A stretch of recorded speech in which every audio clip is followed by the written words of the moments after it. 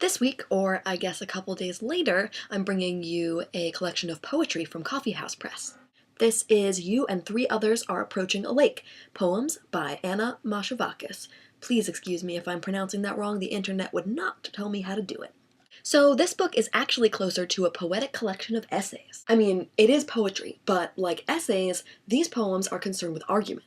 For this book, Anna Mashevakis took 4 other books from a bookstore in South Courtright, New York, and each poem in the collection is a response to one of those books. All of the poems bear the title of the original book. So the first poem, which is called The Tragedy of Waste, is a response to or a contemplation of the original book, The Tragedy of Waste by Stuart Chase, which he wrote in 1925. One of the things I love about this concept is that it demonstrates how poetry can be used to set up an effective argument.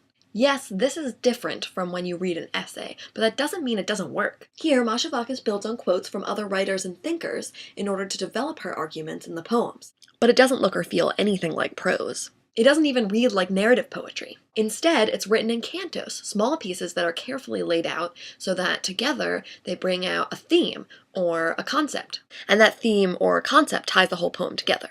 The thesis of each poem then emerges slowly, and you have to trust the process to bring you somewhere enlightening. At first, some parts do feel abstract and unrelated, and you could find yourself wanting to just toss the book across the room and tell yourself that it's all a bunch of nonsense strung together. But if you let it, this book will show you how Craigslist hookup requests relate to Wittgenstein and Scientology and more. My favorite poem in this collection is this one, Death as a Way of Life. Here's a moment where she contemplates violence. Then there is the Jewish thinker Emmanuel Levinas, who wrote about violence and the other, who once made me think of Emmanuelle Béart in her role as La Belle Noiseuse, in which she is in the nude most of the time, an object of art. Some would say violence. But think of noiseuse, and its origin could be noir, or nuire, a verb meaning hurt, or noise, and its uses.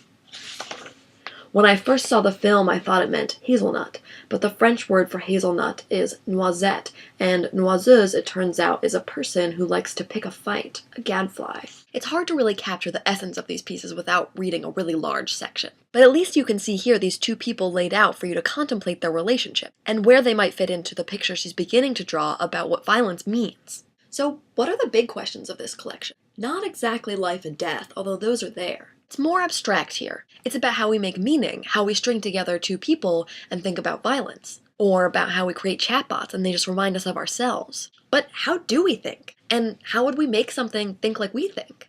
And where is all of it going?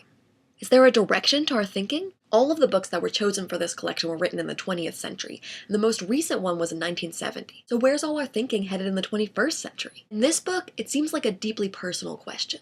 Many of these poems contain snippets from blog posts or letters. And I think this is about potential, how far each of our own individual processes of thinking might go.